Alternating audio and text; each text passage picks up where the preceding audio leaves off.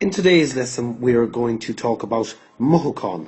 Mothúcháin are feelings such as anger, happiness, sadness, disappointment, loneliness, and so on. Now, there is a particular sentence structure to be used when expressing feelings. We begin with the verb be, which is to be. In the abstracacha, that's vi. In the present, that's tá or bíonn. In the future, that's bei. And in the conditional, that's féachaint. We then follow this with the particular feeling that we were talking about. For example, anger, loneliness, weakness, agus, delight, and so on. The feeling is then followed by the preposition or some version of which we'll talk about in a later lesson. And this is then followed by the person who is feeling a particular way. And now, note táimid that when we use the preposition that always adds a shevu, a H, after consonants. So it's important to remember that when you're constructing this sentence. So, if we look at some examples, now féachaint sampli anish. First of all, Moira is angry. Tá plus the feeling farrig plus plus the person Moira, and don't forget we have to add in our shevu. So your complete sentence is tá farrig Moira. Moira is angry. Another example we might look at would be Owen was disappointed. Now in this case we're talking in the past tense, so instead of using tá we're using vi. We then follow this with the feeling, which is disappointed. As Gaeilge, that's gmo. We then follow this with and we then follow this with the name of the person whom we're speaking about, and that's in this instance Owen.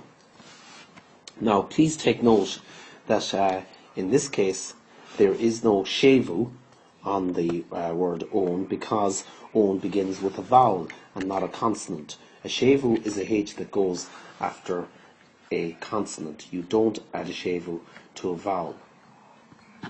Okay, another example we will look at is using the name Liam, and the sentence we're going to do this time is Liam is delighted. So again, it's Amshalork in this instance, so we use tá. We follow that with the feeling delighted, agus, or lucher is another word, Lu for the chair, but in this case we'll use agus. We then follow this with and of course we then follow this with the name of the person who is Liam. Now, you may wonder why there is no shevu added here to Liam, because Liam begins with a consonant. However, it's important to remember that the consonants L, N, R, SC, and SM never take shevus. So you leave them as they are, even though they begin with a consonant. So that's L, N, R, SC, and SM do not take a shevu. So the final example we'll look at is, we'll look at two examples in the future tense. The first one we're going to look at is Sean will be worried. So because it's the future tense, we're not using tá and we're not using vi, we're using bei. And again, we follow that with the feeling, which in this case, worried, is imni.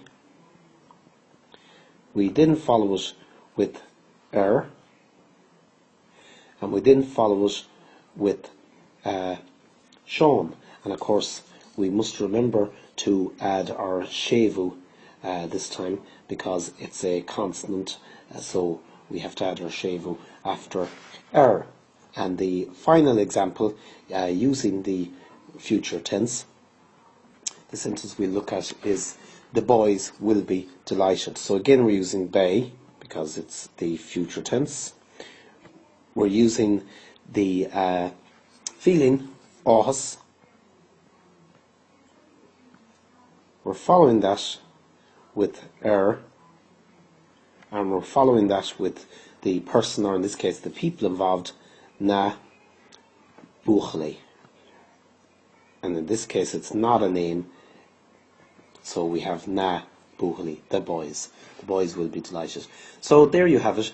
In part 2 we'll be looking at how you use the prepositional pronoun in this structure. So in other words, how do you say sentences such as I am angry, she is angry, we are angry, and so on and so forth. So I hope that has been of assistance to you, and we'll see you again soon for our next lesson.